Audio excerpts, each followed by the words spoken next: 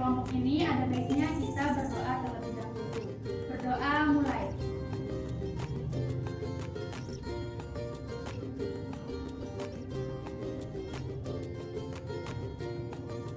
Berdoa selesai. Baiklah teman-teman, di sini kita akan melaksanakan sebuah kegiatan bimbingan kelompok. Di sini kalian udah tahu belum apa itu bimbingan kelompok? Belum. Nah, jadi bimbingan kelompok itu merupakan sebuah layanan bimbingan yang ditujukan untuk mengembangkan kemampuan individu baik dari segi belajar, karir, kemampuan berinteraksi dalam kegiatan dinamika kelompok. Jadi bimbingan kelompok ini nih kita laksanakan melalui dengan 2 orang atau lebih dengan tujuan untuk mencapai tujuan kita, yaitu tujuannya apa? Yaitu untuk menyelesaikan sebuah permasalahan atau kasus yang kita bahas dalam bimbingan kelompok ini. Jadi teman-teman, dalam kegiatan ini dalam pelaksanaannya itu apabila kalian ingin mengutarakan pendapatnya, kalian ada baiknya itu mengangkat tangan terlebih dahulu. Kemudian di sini rekan-rekan tidak boleh menyela perkataan dari anggota-anggota yang lainnya. Baiklah rekan-rekan sekalian, dalam bimbingan kelompok ini mempunyai 4 asas. Yang pertama itu asas kerahasiaan. Jadi dalam bimbingan ini, dalam kegiatan ini, apapun yang bersifat pribadi itu hanya dalam forum saja. Artinya tidak boleh keluar atau terbeber ke luar forum ini. Nah, kemudian itu asas yang kedua ada asas kesukarelaan. Jadi dalam kegiatan ini kalian itu datang tanpa adanya paksaan. Kemudian yang ketiga yaitu ada asas keterbukaan. Dalam asas keterbukaan ini diharapkan kalian semua itu terbuka dalam mengutarakan pendapat kalian. Nah, kemudian yang terakhir yaitu ada asas kegiatan. Dalam asas kegiatan ini kalian itu rekan-rekan sekalian diharapkan untuk aktif dalam kegiatan ini. Baik, dalam kegiatan ini ada baiknya kita perkenalan terlebih dahulu. Sebelumnya perkenalkan, nama saya Fauza Istiana. Hai Kak Faza, nama saya Samsi Ridwan.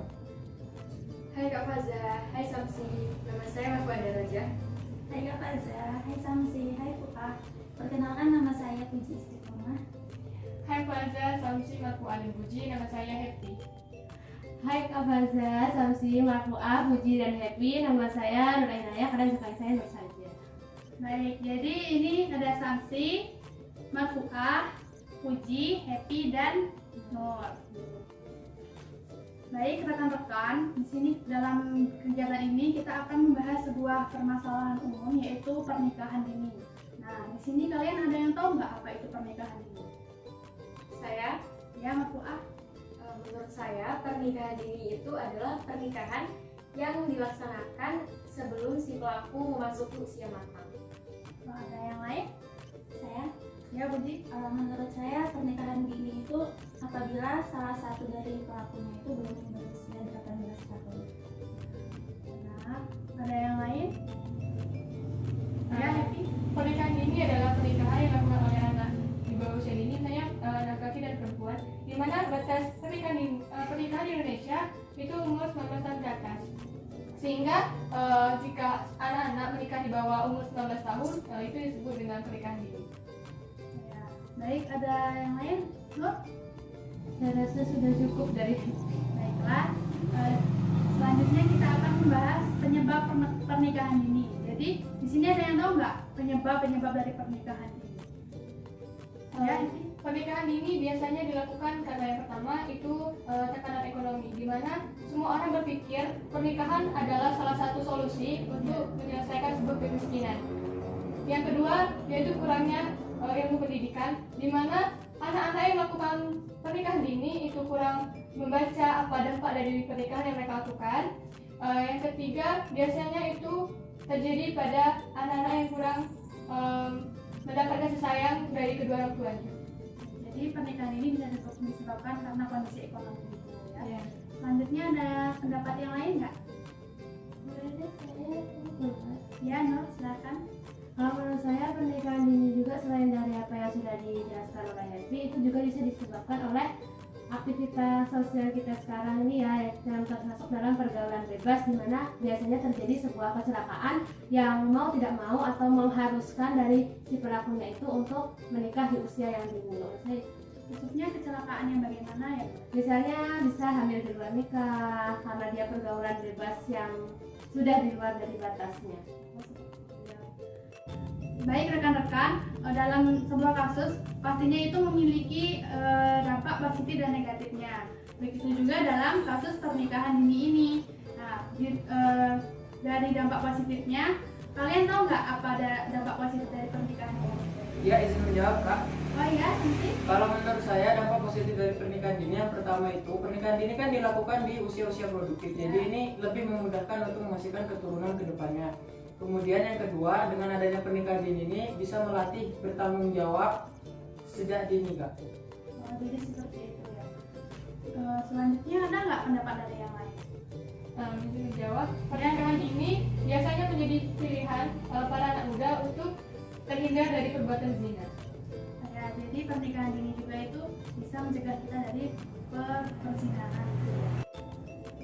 Baik, itulah tadi dampak positif dari pernikahan dini. Selanjutnya kita masuk ke dampak negatif. Dari rekan-rekan sekalian, ada yang mengutarakan pendapatnya mengenai dampak negatif dari pernikahan dini? Dimulai dari yang pertama dulu, sepertinya tadi Buji. Baiklah Buji. Menurut saya ada dampak negatif dari pernikahan dini, yaitu meningkatnya angka perceraian di Indonesia. Jadi pernikahan dini juga itu intinya rentan akan perceraian gitu ya. Kemudian ada pendapat yang lain? Ya, kalau menurut saya dampak negatifnya ini dengan ada pernikahan dini ini kan usia-usia mereka ini masih labil ya Kak, bisa dibilang labil. Jadi menurut saya dengan pernikahan dini ini mereka jadi mudah emosional, tidak bisa mengendalikan emosionalnya. Sering terjadi kekerasan dalam rumah tangga dan lain sebagainya Kak. Ya, dalam kehidupan kita memang sering sekali KDRT itu dilakukan oleh orang-orang yang telah melakukan pernikahan. Iya Kak. Kemudian ada yang lain nggak? Selain dua pendapat dari rekan kita. Saya ingin menambahkan Ya, Devi. dampak negatif dari pernikahan dini itu biasanya banyak terjadinya kegagalan dalam proses kehamilan, karena seperti kita ketahui bahwa usia mengandung itu harus usia yang produktif, sedangkan anak usia dini di mana kandungan mereka itu belum produktif, jadi belum kuat untuk mengandung sebuah bayi. Itu ya teman-teman. Ada pendapat yang lain? Mungkin dari Nur Aina ya? Menurut saya mungkin agak sedikit berbeda ya Kak, hampir karena kan tadi kan dikatakan bahwa dampak positifnya bisa mengurangi kemiskinan kan, karena kalau ada pernikahan dini ini. Tapi bisa jadi justru pernikahan dini ini meningkatkan angka kemiskinan. Jadi kita nengok dari segi mana. Kalau dia meningkatkan angka kemiskinan, itu bisa jadi ketika dia menikah masih dini kan terkadang masih banyak orang yang belum punya pekerjaan yang tetap, belum bisa menghidupi keluarganya dengan lebih baik. Dan kalau mereka sudah menikah dini, kemudian punya anak, dan kehidupan ekonominya pun juga membaik, otomatis meningkatkan angka kemiskinan juga di Indonesia. Jadi salah satu dampak dari pernikahan dini itu adalah kemiskinan. Baiklah, selanjutnya kita akan membahas mengenai bagaimana cara mengatasi sebuah kasus pernikahan dini ini. Jadi rekan-rekan sekalian mungkin ada yang ingin mengutarakan pendapatnya mengenai bagaimana cara mencegah atau mengatasinya. Saya ingin menjawab. Ya, yang pertama, baiklah Nur Aina ya, karena ya. Oke, thank you. Kalau menurut saya Kak, cara mencegah pernikahan dini itu yang pertama pastinya kita memberikan satu edukasi tentang seksual dan juga reproduksi kepada anak-anak di usia dini. Jadi mereka harus mengerti bagaimana kondisi seksual yang baik, bagaimana reproduksi mereka statusnya mereka masih dalam jenjang yang sekian, sehingga mereka itu bisa lebih memikirkan atau lebih mempertimbangkan untuk menikah di usia dini. Jadi salah satu cara mencegahnya itu dengan memberikan edukasi tentang Seksual dan reproduksi dan seksual ya. Selanjutnya, iya Happy tadi mau Biasanya terima kasih kesempatannya. Biasanya sosialisasi itu dilakukan di sekolah-sekolah di mana itu diberikan kepada anak-anak. Tetapi para pemerintah tidak memikirkan bahwa faktor pendukung yang menyebabkan naiknya angka pernikahan dini itu adalah orang tua.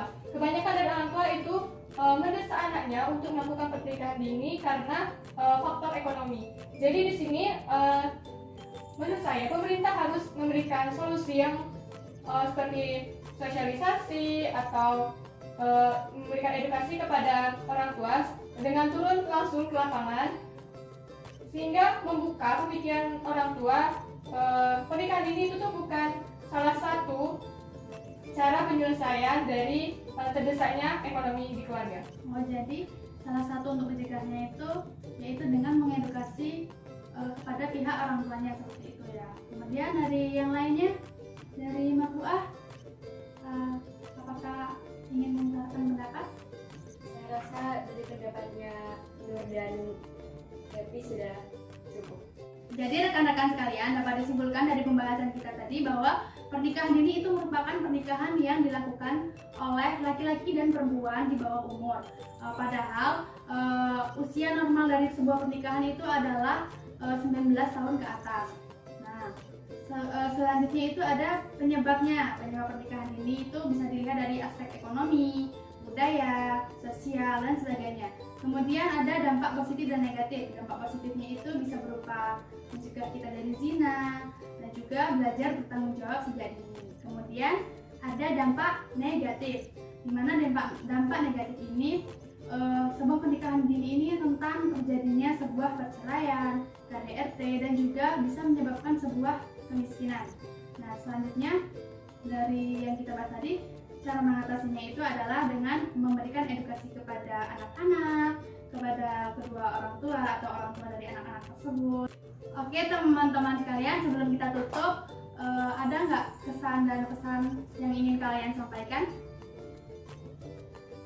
Baik, mungkin kalian udah mulai lelah ya atau letih gitu. Aku ada ide, gimana kalau kita games dulu. Nah, siapa yang gamesnya kalah, nah dia yang nyebutin kesan dan pesannya duluan. Di sini ada yang punya ide gamesnya atau mau memimpin gamesnya?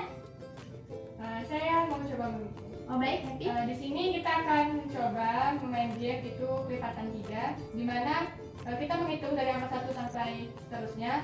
Ketika tiba di urutan dia itu adalah kelipatan 3, maka jangan menyebutkan angka yang sebenarnya tetapi dengan tepuk tangan. Mari kita mulai. 3, 6, 9, tepuk tangan. 1, 2, 4, 5, 7, 8, 10, 11, 13, 14, 16, 17, 19, 20. 21. Oke, kesan dan pesannya dimulai dari Samsi. Ya, kalau menurut saya ya Kak, kesan pesannya ini sudah sangat bagus. Kalau bisa ditingkatkan kembali karena ini menambah wawasan tentunya. Dan jadi dengan adanya ini tadi kita bisa paham bahwa pernikahan dini itu sebaiknya tidak dilakukan. Jadi harus ditingkatkan lagi. Baik, terima kasih kepada Samsi atas kesan dan pesannya.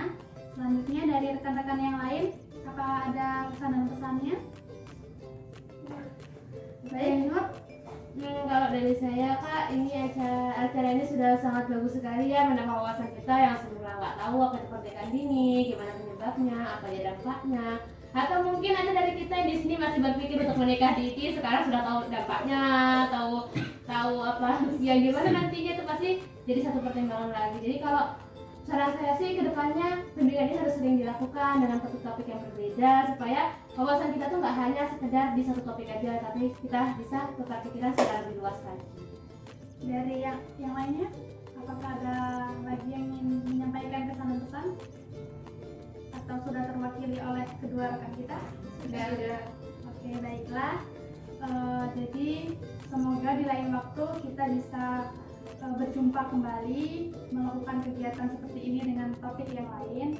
Dan sebelumnya saya ucapkan terima kasih kepada kalian yang telah menyempatkan waktunya untuk hadir dalam kegiatan bimbingan ini.